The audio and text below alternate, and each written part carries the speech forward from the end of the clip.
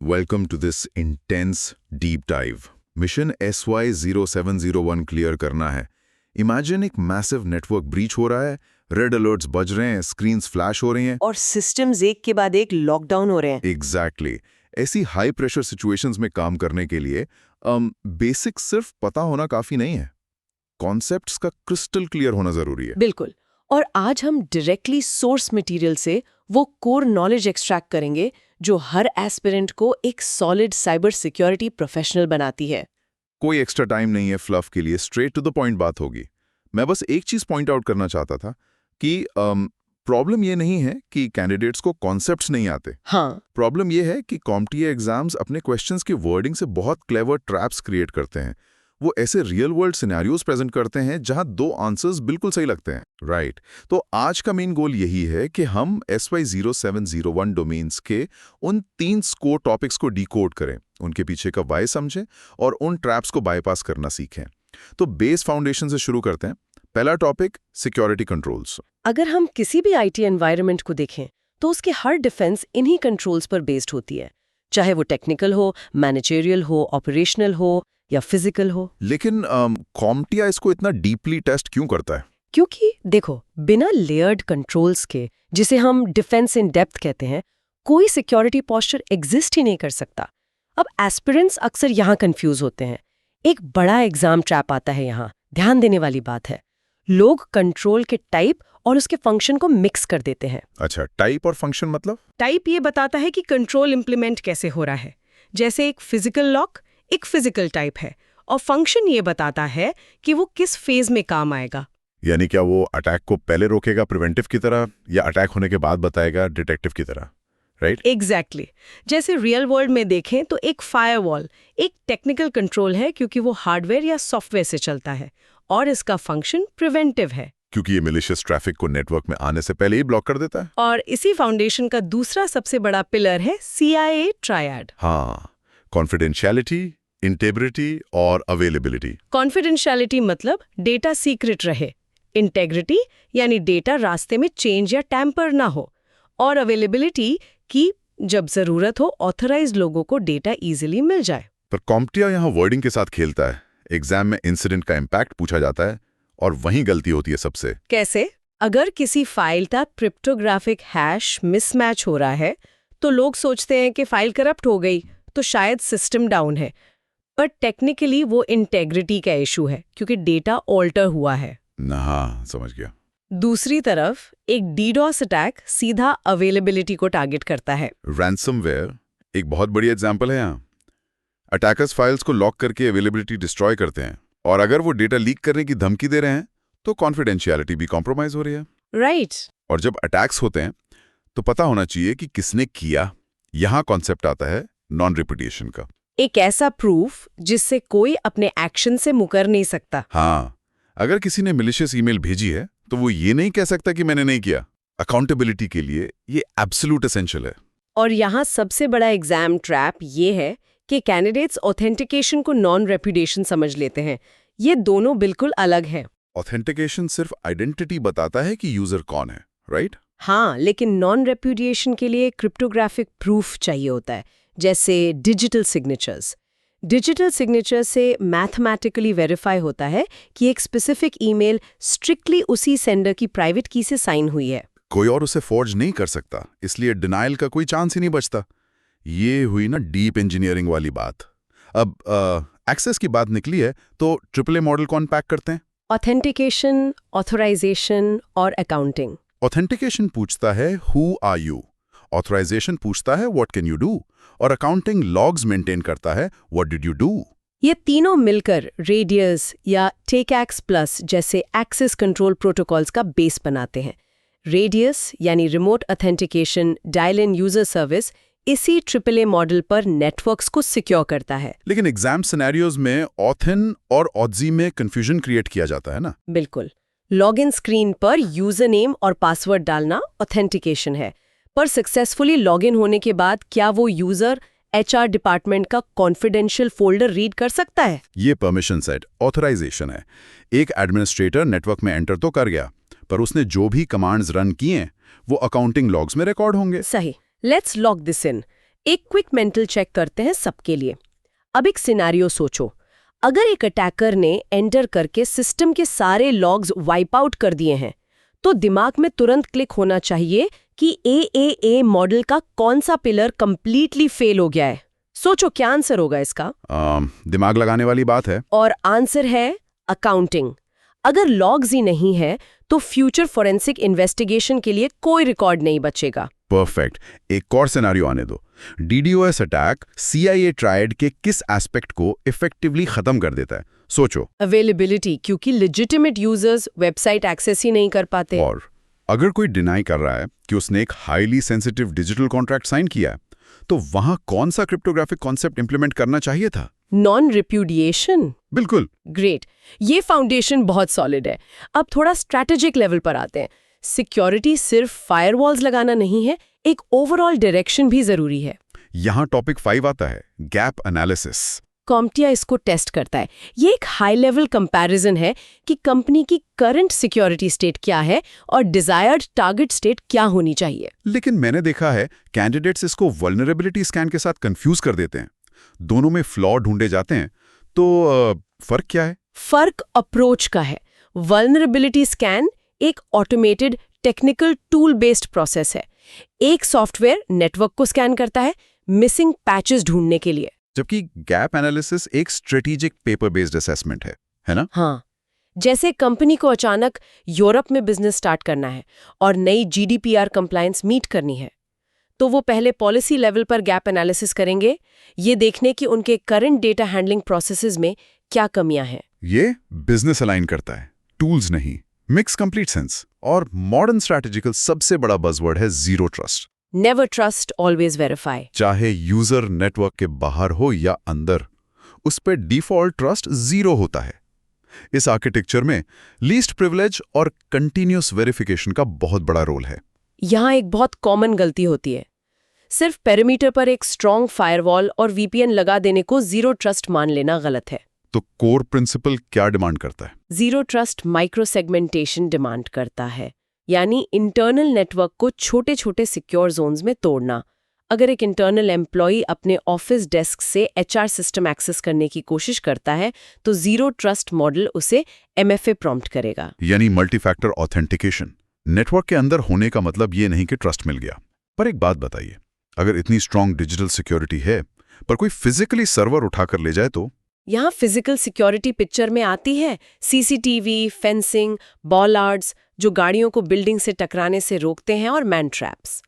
दुनिया का best encryption fail हो जाएगा अगर फिजिकल एक्सेस मिल जाए। और फिजिकल सिक्योरिटी में एक हिडन ट्रैप है एनवायरमेंटल कंट्रोल्स का। कॉम्प्टिया सिनारियोज में HVAC यानी heating, ventilation and air conditioning systems को मेंशन करता है। लोग सोचते हैं ये तो IT का पार्ट नहीं है। पर अगर डेटा सेंटर का AC फेल हो जाए तो सर्वर्स ओवरहीट होके क्रैश हो जाएंगे, जो सीधा अवेलेबिलिटी पर अटैक है। एक और बहुत कॉमन फिजिकल थ्रेट है टेलगेटिंग। जब एक एम्प्लॉय के डोर ओपन करते ही अटैकर उसके पीछे चुपके से अंदर घुस जाता है। इसको रोकने के लिए मैन ट्रैप्स यूज होते हैं, जहां एक एक्सेस कंट्रोल वेस्टिब्यूल में पहला दरवाजा बंद होने के बाद ही दूसरा खुलता है। ये तो फिजिकल ट्रैप्स थे। डिजिटल ट्रैप्स की बात करें तो टॉपिक 8 है डिसेप्शन एंड डिसरप्शन। अटैकर्स के दिमाग से खेलने का तरीका। इसमें हनी पॉट्स, हनी नेट्स और हनी फाइल्स आती हैं। ये प्योरली साइकोलॉजिकल वॉरफेयर है, लेकिन यहाँ क्लियर कर दें कि हनी पॉट्स अटैक को प्रिवेंट नहीं करते। ये एक बहुत बड़ा मिसकंसेप्शन है। हनी पॉट्स बेट हैं, एक जाल।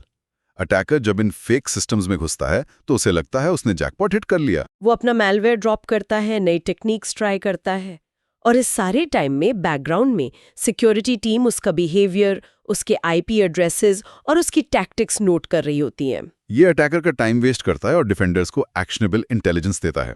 एक एक्टिव रिकॉल करते हैं। टाइम टू रिकॉल दिमाग लगाओ। नेवर ट्रस्ट, ऑलवेज वेरीफाई किस मॉडर्न आर्किटेक्चर का फाउंडेशन है जहां माइक्रो सेगमेंटेशन जरूरी है? सोचो, जीरो ट्रस्ट, राइट? एक और पूछते हैं, एक एनवायरमेंटल सिस्टम जैसे HVAC सिक्योरिटी कंट्रोल्स के किस टाइप के अंदर क्लासिफाई होगा? फिजिकल कंट्रोल, क्योंकि वो हार्डवेयर एनवायरनमेंट को सेफ रखता है। अब यहाँ से हम एक ऐसे एरिया में शिफ्ट करते हैं जहाँ IT टीम्स खुद सबसे बड़ी वल्नरेबिलिटीज क्रिएट कर सकती हैं, ऑपरेशंस। टॉपिक 9, चेंज मैनेजमेंट एक ऐसा फॉर्मल प्रोसेस है जिसमें नेटवर्क या सिस्टम में होने वाले किसी भी चेंज को ट्रैक, अप्रूव और डॉक्यूमेंट किया जाता है। क्योंकि रियलिटी ये है कि बहुत सारे नेटवर्क आउटेजेस हैकर्स की वजह से नहीं बल्कि किसी एडमिन की गलती से नया रूल पुश करने की वजह से होते हैं। और इसी कॉन्टेक्स्ट में CompTIA टेस्ट करता है कि क्या उस एडमिन के पास रोल बैक या बैकआउट प्लान था। एग्जाम में बैकआउट प्लान को लेके हमेशा एम्फेसिस होता है। क्योंकि अगर नया फायरवॉल रूल लगाते ही पूरे ऑफिस का इंटरनेट बंद हो गया तो बिना बैकआउट प्लान के बिजनेस आवर्स में पैनिक मच जाएगा। पुरानी स्टेट में वापस जाने का टेस्टेड प्लान होना ही चाहिए। और इसी का टेक्निकल एग्जीक्यूशन है टॉपिक 10 टेक्निकल चेंज मैनेजमेंट। ये प्योर आईटी स्पेसिफिक प्रोसेसेस हैं जैसे पैच डिप्लॉयमेंट और वर्जन कंट्रोल। यहाँ एक बहुत ट्रिकी एरिया है स्टेजिंग और डेवलपमेंट एनवायरनमेंट्स का डिफरेंस। डेवलपमेंट एनवायरनमेंट में कोड लिखा और ब्रेक किया जाता है, वो मेसी होता है। अक्सर सिनेरियो आता है कि पैच टेस्ट किया पर फेल हो गया क्योंकि वो डेम में टेस्ट हुआ था, स्टेजिंग में नहीं। Okay. Let's pivot to the mathematical magic that secures the internet. Cryptography basics. और उसमें सबसे पहले पब्लिक की इंफ्रास्ट्रक्चर या PKI। ये एक पूरा फ्रेमवर्क है जो डिजिटल ट्रस्ट बनाता है। इसमें सर्टिफिकेट अथॉरिटी या CA होती है जो सर्टिफिकेट्स इशू करती है, रजिस्ट्रेशन अथॉरिटी RA होती है जो आइडेंटिटी वेरीफाई करती है। इसमें एक क्रिटिकल एग्जाम ट्रिक अलर्ट है जहां कैंडिडेट्स फंसते हैं, रिवोक्ड सर्टिफिकेट्स का कॉन्सेप्ट। हाँ, अगर एक कंपनी का लैपटॉप चोरी हो जाए तो उस डिवाइस का सर्टिफिकेट तुरंत रिवोक करना पड़ता है। अब दो तरीके हैं, CRL और OCSP। CRL यानी सर्टिफिकेट रिवोकेशन लिस्ट एक ऑफलाइन टेक्स्ट लिस्ट है जो ब्राउजर्स को मैन्युअली डाउनलोड करनी पड़ती है। इसमें डिले होता है लेकिन वैलिड है। एग्जाम में रियल टाइम वैलिडेशन के लिए हमेशा OSCSP आंसर होता है। और टॉपिक 12 एन्क्रिप्टिंग डेटा के स्टेट्स को आइडेंटिफाई करना भी उतना ही जरूरी है। Data at rest, in transit और इन यूज। इन तीनों स्टेट्स के प्रोटेक्शन मेथड्स अलग हैं। अगर किसी एम्प्लॉय की हार्ड ड्राइव चोरी होती है तो वहां डेटा एट रेस्ट है जिसे फुल डिस्क इनक्रिप्शन या FDE सिक्योर करता है। पर अगर डेटा इंटरनेट पर ट्रैवल कर रहा है तो वो इन ट्रांजिट है जिसे TLS यानी ट्रांसपोर्ट लेयर सिक्योरिटी प्रोटेक्ट करेगा। एक क्विक मेंटल रिकॉल लेते हैं। सोचो, अगर एक नेटवर्क एडमिन ने नया अपडेट डायरेक्ट लाइव सर्वर्स पर इंस्टॉल कर दिया और सिस्टम क्रैश कर गए तो कौन सा प्रोसेस कंप्लीटली इग्नोर हुआ? टेक्निकल चेंज मैनेजमेंट और स्टेजिंग एनवायरनमेंट का यूज। और अगर हमें इंस्टेंटली चेक करना है कि सर्टिफिकेट वैलिड है या नहीं तो कौन सा प्रोटोकॉल हिट होगा? OSCP, बिल्कुल। अब एडवांस्ड क्रिप्टोग्राफी की साइट पर आते हैं। टॉपिक 13 है की एक्सचेंज। दो पार्टीज सिक्योरली क्रिप्टोग्राफिक कीज कैसे शेयर करें जब इंटरनेट पर सब कुछ इंटरसेप्ट हो सकता है। डिफी-हेलमन और ECDHE इसके प्राइम एग्जाम्पल्स हैं। डिफी-हेलमन ग्रुप्स पर काफी सिनेरियोज आते हैं। सिंपल रूल है, हायर DH ग्रुप का मतलब है मैथमेटिकली लार्जर और ज्यादा सिक्योर की। पर इसमें CPU प्रोसेसिंग उतनी ही स्लो हो जाती है। एक और टर्म है परफेक्ट फॉरवर्ड सिक्योरिटी। ये एफेमेरल यानी टेम्पररी कीज यूज करती है। इसका फायदा ये है कि अगर आज का सेशन हैक हो भी जाए तो अटैकर पिछले महीने का एन्क्रिप्टेड डेटा डिक्रिप्ट नहीं कर पाएगा क्योंकि हर सेशन की की अलग थी। उसके बाद आती है एन्क्रिप्शन टेक्नोलॉजीज। सिमेट्रिक, जहां एक ही की एन्क्रिप्ट और डिक्रिप्ट करती है जैसे AES, और एसिमेट्रिक जहां दो कीज होती हैं, पब्लिक और प्राइवेट जैसे RSA और ECC। लोग सोचते हैं एसिमेट्रिक बेटर है क्योंकि दो कीज हैं। ये बहुत बड़ा मिसकंसेप्शन है। एसिमेट्रिक सिक्योर है पर बहुत स्लो है। इसलिए जब बल्क डेटा एन्क्रिप्ट करना हो जैसे पूरी हार्ड ड्राइव तो AES यानी सिमेट्रिक एल्गोरिदम यूज होता है क्योंकि वो फास्ट है। RSA का काम सिर्फ छोटी कीज को सिक्योरली ट्रांसफर करना होता है। और ECC यानी इलिप्टिक कर्व क्रिप्टोग्राफी, इसका तो अलग ही यूज केस है। ECC complex algebraic curves use करता है जिससे बहुत छोटी की साइज में RSA जितनी स्ट्रॉन्ग सिक्योरिटी मिलती है। इसलिए मोबाइल फोन्स, स्मार्ट वॉचेस और लो पावर IoT डिवाइसेस में ECC सबसे बेस्ट चॉइस है। What about hiding data without mathematically locking it? Topic 15, obfuscation. Code या डेटा को कॉम्प्लेक्स बनाना, इसमें डेटा मास्किंग आती है। एग्जाम सिनेरियोज में एस्पिरेंट्स ऑब्फुस्केशन को एन्क्रिप्शन समझ लेते हैं। ऑब्फुस्केशन में कोई डिक्रिप्शन की नहीं चाहिए होती, वो बस डेटा को ऑब्सक्योर करता है, छुपाता है। जैसे कस्टमर सपोर्ट पोर्टल पर क्रेडिट कार्ड नंबर का सिर्फ आखिरी 4 डिजिट दिखना, ये डेटा मास्किंग है। ओरिजिनल डेटा बैकएंड पर सेफ है, फ्रंट एंड पर सिर्फ मास्क दिख रहा है। और डेटा टेम्पर ना हो इसके लिए हैशिंग और डिजिटल सिग्नेचर्स हैं। हैशिंग जैसे SHA-256 एल्गोरिदम किसी भी डेटा का एक फिक्स्ड लेंथ यूनिक फिंगरप्रिंट बना देता है। फाइल में एक स्पेस भी चेंज किया तो पूरा हैश बदल जाएगा। इसका मेन प्रिंसिपल यह है कि हैश वन वे होता है। आप हैश से वापस ओरिजिनल फाइल नहीं बना सकते। और अगर बाय चांस दो अलग files mathematically same hash generate कर दें तो उसे कोलिजन कहते हैं, जो एक क्रिप्टोग्राफिक वीकनेस है। और डिजिटल सिग्नेचर्स वो बस उस फाइल के हैश और सेंडर की प्राइवेट की का कॉम्बिनेशन होते हैं। ये क्लियर कर देता है कि फाइल किसने भेजी और वो रास्ते में चेंज नहीं हुई। दिमाग पर थोड़ा जोर डालो। IoT डिवाइसेस और मोबाइल फोन्स के लिए बैटरी बचाते हुए सबसे बेस्ट एसिमेट्रिक इंक्रिप्शन कौन सा रहेगा? सोचो। ECC, elliptic curve cryptography. और क्या हैशिंग को रिवर्स किया जा सकता है डेटा एक्सट्रैक्ट करने के लिए? नहीं, ये purely one way mathematical function है। सेगमेंट 5 पर चलते हैं, डिजिटल ट्रस्ट और एडवर्सरीज। टॉपिक 17 है, ब्लॉकचेन टेक्नोलॉजी। ये एक ओपन डिस्ट्रीब्यूटेड पब्लिक लेजर है, यानी एक ऐसी डिजिटल डायरी जिसे हजारों कंप्यूटर्स एक साथ मेंटेन करते हैं, और एक बार जो लिख दिया वो परमानेंटली लॉक हो जाता है, इम्यूटेबल बन जाता है। कॉम्टिया इसको सप्लाई चेन और डिसेंट्रलाइज इंटेग्रिटी के कॉन्टेक्स्ट में देखता है। पर ट्रैप ये है कि लोग ब्लॉकचेन को कॉन्फिडेंशियलिटी या प्राइवेसी का सोल्यूशन मान लेते हैं। कोई देख सकता है, वहां कोई कॉन्फिडेंशियलिटी नहीं होती, वो सिर्फ इंटेग्रिटी गारंटी करता है।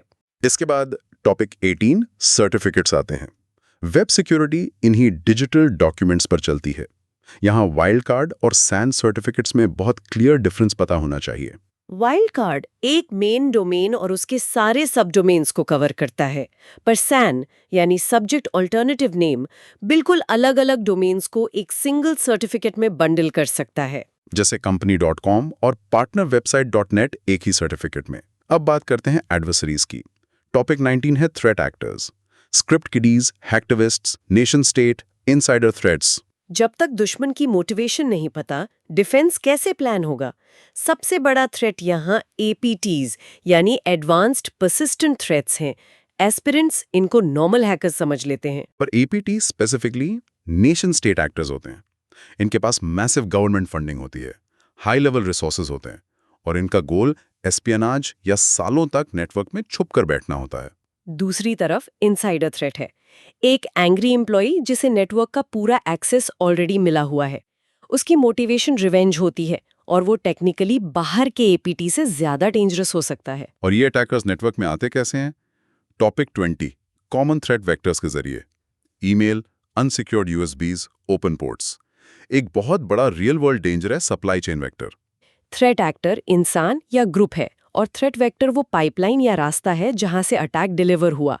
सप्लाई चेन वेक्टर में अटैकर एक हाईली सिक्योर एंटरप्राइज को डायरेक्ट हिट नहीं करता। वो उस एंटरप्राइज के एक छोटे लेस सिक्योर वेंडर को हैक करता है और उस वेंडर के सिस्टम के थ्रू मेन एंटरप्राइज में एंटर कर जाता है। Let's lock this down. सोचो, एक ग्रुप पॉलिटिकल मोटिवेशन से वेबसाइट्स डिफेस कर रहा है। ये कौन से थ्रेट एक्टर्स है? दिमाग लगाओ, हैक्टिविस्ट, उनका गोल अवेयरनेस या डिसरप्शन होता है। और APTs का मेन आइडेंटिटी मार्कर क्या है? सोचो। उनकी हैवी फंडिंग और नेशन स्टेट एफिलिएशन। ये तो थे टेक्निकल वेक्टर्स, पर सबसे वीक लिंक हमेशा ह्यूमन होता है। Segment 6 the human element. Topic 21 है फिशिंग। सोशल इंजीनियरिंग का वो डिसेप्टिव रूप जहां यूजर्स को फेक ईमेल्स भेजकर मलिशियस लिंक्स क्लिक कराए जाते हैं। इसमें कैटेगरीज बहुत क्लियरली डिफाइंड होनी चाहिए। फिशिंग जेनेरिक होती है। स्पीयर फिशिंग हाईली टारगेटेड होती है, जैसे स्पेसिफिकली किसी कंपनी के HR डिपार्टमेंट को टारगेट करना। और वेलिंग तो नाम से ही क्लियर है, बड़ी मछली पकड़ना। C-suite एग्जीक्यूटिव्स, CEO या CFO को टारगेट करना, क्योंकि उनके पास सबसे ज्यादा परमिशंस और फाइनेंशियल पावर्स होती हैं। अगर CFO के पास SMS आता है कि अर्जेंट वायर ट्रांसफर अप्रूव करें, तो ये स्मिशिंग और वेलिंग का डेडली कॉम्बिनेशन है। और इसी से जुड़ा है इम्पर्सनेशन, BEC यानी कि बिजनेस ईमेल कॉम्प्रोमाइज। इसका एक सोफिस्टिकेटेड फॉर्म है। इसे रेगुलर स्पैम फिशिंग समझने की गलती मत करना। BEC में अटैकर महीनों तक कंपनी की कम्युनिकेशन रीड करता है, फिर परफेक्टली टाइम्ड ईमेल भेजता है। CEO या वेंडर बनकर अकाउंटिंग डिपार्टमेंट को कहता है कि नए बैंक अकाउंट में इनवॉइस क्लियर कर दें। ये फाइनेंशियली मोटिवेटेड और बहुत सक्सेसफुल अटैक वेक्टर है। What about watering hole attacks? Topic 23. ये कॉन्सेप्ट बहुत इंटरेस्टिंग है। अटैकर को पता है कि कंपनी का फायरवॉल इम्पेनेट्रेबल है, तो वो एम्प्लॉयज की हैबिट स्टडी करता है। अटैकर ऑब्जर्व करता है कि इस कंपनी के डेवलपर्स लंच ब्रेक में एक स्पेसिफिक टेक फोरम विजिट करते हैं। तो वो अटैकर उस टेक फोरम को हैक करके वहां मालवेयर छुपा देता है। जैसे ही वो डेवलपर्स वहां जाते हैं, उनके सिस्टम्स कॉम्प्रोमाइज हो जाते हैं। अटैकर ने टारगेट को सीधा अटैक नहीं किया, उसके पानी पीने की जगह पर जहर मिला दिया। ये हाईली टारगेटेड है। एक और सोशल इंजीनियरिंग टैक्टिक है टॉपिक 24 में, बेटिंग और क्विड प्रो को। बेटिंग में हमेशा एक फिजिकल लूर होता है। जैसे पार्किंग लॉट में एक यूएसबी ड्राइव गिरा देना जिसपे एम्प्लॉय सैलरी लिखा हो। ह्यूमन क्यूरियोसिटी उस यूएसबी को नेटवर्क में प्लग करवाएगी। जबकि क्विड प्रो को एक सर्विस का ऑफर होता है। मैं आईटी डिपार्टमेंट से बोल रहा हूँ, सिस्टम अपग्रेड करना है, अपना पासवर्ड बताइए। सोचो, टाइम टू रिकॉल। अगर एक fake email specific invoice payment के लिए अकाउंट्स डिपार्टमेंट को टारगेट कर रही है, हाई लेवल एग्जीक्यूटिव बनकर, तो ये कौन सा अटैक है? BEC यानी बिजनेस ईमेल कॉम्प्रोमाइज। और अगर एम्प्लॉय को टारगेट करने के लिए उसकी फेवरेट लोकल कॉफी शॉप का वाईफाई हैक किया जाए? Watering hole attack. अब यहां तक ह्यूमन गलती कर चुका है, अटैकर सिस्टम में है। Segment 7 code level infiltrations, topic 25 memory injections. ये मैलवेयर की वो एडवांस्ड ब्रीड है जो हार्ड ड्राइव पर कोई फाइल नहीं छोड़ती, जिसे हम फाइललेस मैलवेयर कहते हैं। कॉम्प्टिया सिनारियोज में कैंडिडेट्स पूछते हैं कि एंटीवायरस ने इसको पकड़ा क्यों नहीं? क्योंकि signature based antivirus file scan करते हैं। DLL इंजेक्शन या प्रोसेस हॉलोइंग जैसी टेक्निक्स डायरेक्टली सिस्टम के रैम यानी वॉलेटाइल मेमोरी में एग्जीक्यूट होती हैं। अटैकर एक कंप्लीटली लेजिटिमेट विंडोज प्रोसेस जैसे svcos.exe को हाईजैक कर लेता है और बैकग्राउंड में अपना मलिशियस कोड रन करता है। दूसरा मेजर फ्लॉ जो पुअर प्रोग्रामिंग से आता है वो है टॉपिक 26 बफर ओवरफ्लोज। जब एप्लीकेशन के मेमोरी ब्लॉक को एलोकेट की गई स्पेस से ज्यादा डेटा फीड कर दिया जाता है। जैसे एक यूजर नेम फील्ड में 50 कैरेक्टर्स की लिमिट है, पर अटैकर ने ऑटोमेटेड स्क्रिप्ट से 10,000 कैरेक्टर्स डाल दिए। मेमोरी ओवरराइट होगी और सिस्टम या तो क्रैश हो जाएगा या अटैकर का कोड रन कर देगा। इनको मिटिगेट करने के टेक्निक्स एग्जाम में आते हैं, ASLR और DEP। ASLR यानी address space layout randomisation, memory blocks की लोकेशंस को बार बार शफल कर देता है ताकि अटैकर को पता ही ना चले कि उसका ओवरफ्लो कोड रैम में कहाँ एग्जीक्यूट हो रहा है। और DEP यानी data execution prevention certain memory areas को कंप्लीटली नॉन एग्जीक्यूटेबल मार्क कर देता है। Topic 27 race conditions. ये बहुत स्पेसिफिक टाइमिंग वल्नरेबिलिटी है। इसका सबसे क्लासिक पैटर्न है TOC/TOU, time of check versus time of use. लोग इसको लॉजिक फ्लो समझने के बजाय इंजेक्शन अटैक समझ लेते हैं। ये कंप्लीटली मिलीसेकंड्स के टाइमिंग पर बेस्ड है। चेक हुआ, फिर वो आपको विड्रॉ करने देती है, ये टाइम ऑफ यूज हुआ। अगर अटैकर मिलीसेकंड्स के फर्क से 2 बार सेम रिक्वेस्ट भेज दे तो सिस्टम बैलेंस अपडेट करने से पहले दोनों रिक्वेस्ट को वैलिड मान लेगा। एक रिसोर्स को 2 प्रोसेस एक साथ एक्सेस कर रहे हैं, वो एक रेस में है। दिमाग में सिनारियो बैठाओ। ASLR और DEP मेनली किस टाइप की वल्नरेबिलिटीज से बचाते हैं? सोचो। बफर ओवरफ्लो से। और मेमोरी इंजेक्शन का सबसे बड़ा डेंजर क्या है? कि वो फाइललेस होता है, हार्ड ड्राइव पर ट्रेस नहीं मिलता। फाइनली हम आते हैं फ्लॉज इन द मशीन पर। Topic 28 malicious updates. ये सप्लाई चेन अटैक्स का सबसे एक्सट्रीम फॉर्म है। और यहाँ एग्जाम का सबसे बड़ा ट्विस्ट आता है। क्या होगा अगर मैलवेयर एक ट्रस्टेड, साइंड और लेजिटिमेट सॉफ्टवेयर अपडेट में छुपा हो? SolarWinds अटैक इसका प्राइम एग्जाम्पल है। हजारों कंपनीज और गवर्नमेंट एजेंसीज ने अपना नेटवर्क अपडेट किया ये सोचकर कि ये वेंडर का ऑफिशियल अपडेट है। डिजिटल सिग्नेचर वैलिड था, पर अटैकर ने वेंडर के इंटरनल बिल्ड सर्वर्स को हैक करके अपडेट के अंदर बैकडोर इंजेक्ट कर दिया था। यूजर्स ने ब्लाइंडली ट्रस्ट किया। इसके अलावा टॉपिक 29 है OS वल्नरेबिलिटीज। जीरो डे और अनपैच्ड में डिफरेंस समझना जरूरी है। जीरो डे एक ऐसी वल्नरेबिलिटी है जो अभी जस्ट डिस्कवर हुई है और सॉफ्टवेयर वेंडर ने अभी तक कोई पैच बनाया ही नहीं है, जबकि अनपैच्ड वल्नरेबिलिटी वो है जिसका फिक्स एग्जिस्ट करता है पर इंस्टॉल नहीं किया गया। और EOL यानी एंड ऑफ लाइफ सिस्टम्स जैसे पुराने विंडो सर्वर्स, उनको तो कभी पैच मिलेगा ही नहीं, वो टिकिंग टाइम बॉम्ब्स हैं। Last topic 30 application vulnerabilities. Web facing applications attackers का फेवरेट एंट्री पॉइंट होते हैं। SQLi, XSS, CSRF, इनको डिस्टिंग्विश करना बहुत क्लियर होना चाहिए। SQL इंजेक्शन यानी SQLi सीधा बैकएंड डेटाबेस को टारगेट करता है। अटैकर लॉगिन फील्ड में डेटाबेस मैनिपुलेशन क्वेरी डालता है, जिससे डेटाबेस बिना पासवर्ड के एक्सेस दे देता है। जबकि XSS यानी क्रॉस साइट स्क्रिप्टिंग दूसरे यूजर्स के क्लाइंट ब्राउजर को टारगेट करती है अटैकर वेबसाइट पर एक मिलिशियस जावास्क्रिप्ट छुपा देता है। और जब कोई इनोसेंट यूजर वो पेज लोड करता है तो स्क्रिप्ट उसके ब्राउजर में रन होती है और उसके सेशन कुकीज चुरा लेती है। आखिरी बार दिमाग लगाओ, अगर सॉफ्टवेयर बिल्कुल ऑफिशियल है, डिजिटल सिग्नेचर सही है, फिर भी अपडेट से बैकडोर इंस्टॉल हो जाए, तो ये क्या है? सोचो। Supply chain attack, specifically malicious update. और कौन सी वेब वल्नरेबिलिटी डायरेक्टली डेटाबेस को बाईपास करने की कोशिश करती है? SQL injection. Well, we have mapped out the entire terrain. अब टाइम है इन 30 क्रिटिकल डोमेन्स को एक साथ लॉक इन करने का, एक रैपिड फायर रिवीजन के साथ। Let's see your instincts. Question 1, system logs और फॉरेंसिक ट्रेल्स AAA मॉडल के किस कंपोनेंट के अंदर मेंटेन होते हैं?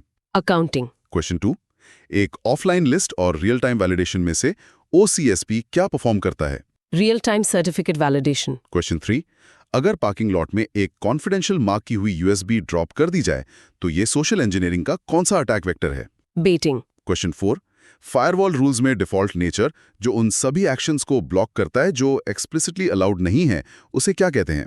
इम्प्लिसिट डिनाई, जो एक टेक्निकल कंट्रोल रूल है। क्वेश्चन 5, XSS अटैक वेबसाइट के बैकएंड सर्वर पर रन होता है या यूजर के क्लाइंट ब्राउजर पर? यूजर के क्लाइंट ब्राउजर पर। एक्सीलेंट। इन कॉन्सेप्ट्स की फाउंडेशन यही है। बिल्कुल। लेकिन मैं एक फाइनल थॉट छोड़ना चाहूंगी दिमाग में सबके। आज हमने जितनी वल्नरेबिलिटीज, अटैक्स और डिफेंसेस डिस्कस किए, इनमें ह्यूमन प्लानिंग और स्क्रिप्टिंग इन्वॉल्व है। पर जरा सोचो, आने वाले टाइम में जब हाईली एडवांस्ड AI इन सारे टीज डोमेन्स को मिली सेकेंड्स में स्कैन, अडैप्ट और एक्सप्लॉइट करना शुरू करेगा, तब क्या ट्रेडिशनल फायरवॉल्स और ह्यूमन एनालिस्ट्स काफ़ी होंगे? या हम साइबर सिक्योरिटी में एक कंप्लीटली नए एरा में एंटर कर रहे हैं? AI versus AI cyber warfare, जहां स्पीड और ऑटोमेशन ही सर्वाइवल होगा। इस एवोल्यूशन के लिए अपने आप को प्रिपेयर करना होगा सबको। Stay curious and keep studying. A completely chilling but real perspective. अगर सबने इन सारे कॉन्सेप्ट्स के अंडरलाइंग वाई को आज ध्यान से ग्रास्प कर लिया है, तो कॉम्प्टिया के वर्ड प्ले और ट्रैप्स अब किसी को कंफ्यूज नहीं कर पाएंगे। Visualise those scenarios, trust the layered defence concepts and absolutely crush that exam. Mission accomplished, stay secure.